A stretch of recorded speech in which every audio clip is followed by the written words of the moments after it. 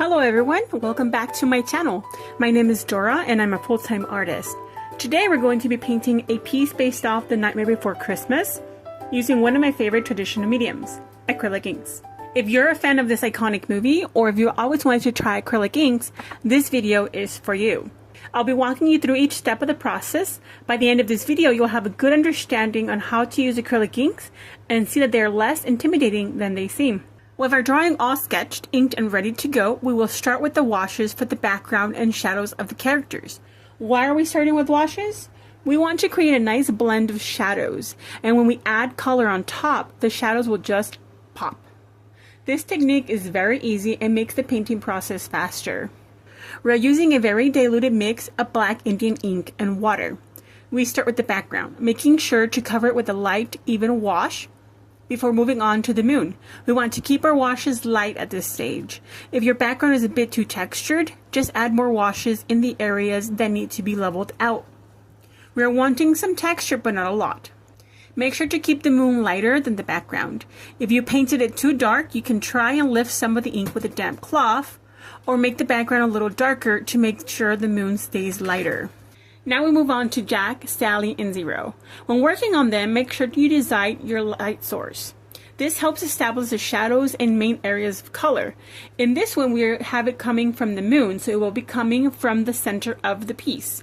Don't worry if the washes are a bit light right now. Remember, we are building up layers, and if you are new to washes, it's good to start light. Ink can dry very quickly and tends to stain the area even if you manage to lift it. Now that we have our washes down, let's move on to adding darker black Jack's suit. We'll be using a smaller brush for the rest of the piece. When working on smaller areas or adding detail, it's good to use a small brush. Make sure to leave some areas in between his clothes for the white lines. Since we sketched him out prior, we are just filling in the spots that are meant to be black. If you mess up, use a clean brush with water to pick up as much of the ink as you can and damp it away. And while we wait for that area to dry, let's darken some of the other areas to define the shadows a little more.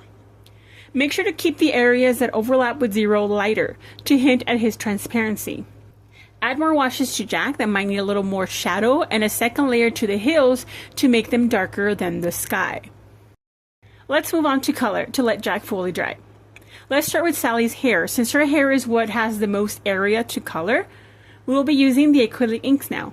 These are some of the ones I tend to use. They're fluid, vibrant, and can be diluted with water for a watercolor-like effect. I'll be using these right here. If you don't have acrylic inks, you can use watercolor inks. They work pretty much the same for the technique we will be using. I'm adding a darker mix of the red to her hair to give it some more depth and shadows in the area that doesn't get as much light. Remember, start light, then work your way up to darker colors. We can use the same hair color mix to work on some parts of her dress. Just add a little more water and it will make it a nice pink color. Adding more water to a mixture lines it. You can lift some of the ink here to create a wider area. Now we're going to mix in yellow and orange for her left dress sleeve. With acrylic inks, layering is key. I'm going to wait for this part of her dress to dry a bit before I add color to the rest.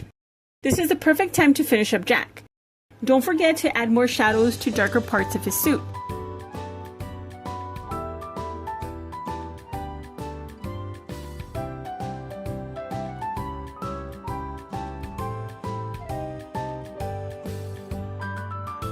Let's darken the shadows on Jack's face to add depth since he is basically white and black. Then we can work on the pumpkins in the background and the one behind Jack using more orange.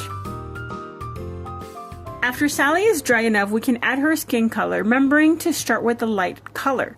When painting areas next to each other, it is important to make sure it's dry so the colors don't blend together and get murky.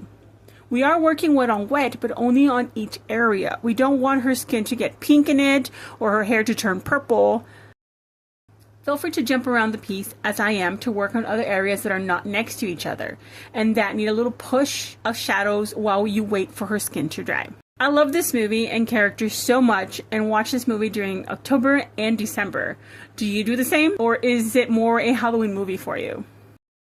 Now we move back to Sally's dress. Let's finish it off. There's a small section of her other sleeve showing that will be kind of a teal color. The black part of her dress needs to extend behind zero. Just make sure it is a lighter wash since zero is transparent and we want to show that. As for her dress, if you do end up getting some areas that mix together, like I did here on her right side of her dress, just damp them with a damp cloth and wait for it to fully dry before going back to it and repainting over it. Remember to take a step back and look at your artwork. Take note of any areas that might need more attention, like the moon blends too much with the background and Jack. Add some more washes to break the area between Jack's head and the moon, and under the moon to distinguish where the moon ends. And here is the completed Jack and Sally acrylic ink painting. I'm really happy with how it turned out, and I hope you guys had fun following along. I hope this tutorial showed you how inks are perfect to color a piece quickly and grasp how fun they can be. Inks are so fluid and can cover a lot of surface fast when you dilute it with water. You can use them to do color studies if you're planning to do the artwork in another medium like I did with this piece. If you gave this tutorial a try, I'd love to see your results. Thanks so much for watching. See you next time and happy painting!